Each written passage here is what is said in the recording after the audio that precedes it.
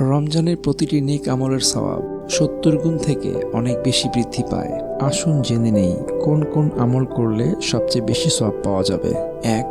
কোরআন তিলাওয়াত। রাসূলুল্লাহ সাল্লাল্লাহু আলাইহি ওয়াসাল্লাম বলেছেন, কোরআনের একটি অক্ষর পড়লে ১০ নেকি, আর রমজানে এটি বহুগুণ বৃদ্ধি পায়। ২.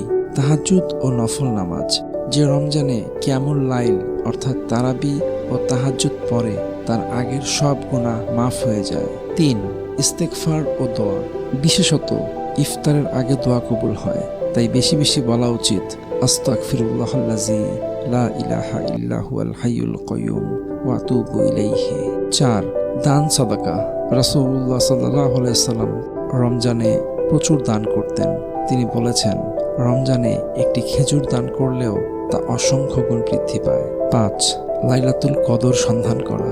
লাইলাতুল কদরের ইবাদত হাজার মাসের চেয়ে উত্তম। এটি পেলে পুরো জীবন ইবাদতের সমান সওয়াব লাভ করা সম্ভব। এই রমজানে বেশি বেশি ইবাদত করি, যেন আল্লাহ আমাদের গুনাহ মাফ করে দেন। আমিন।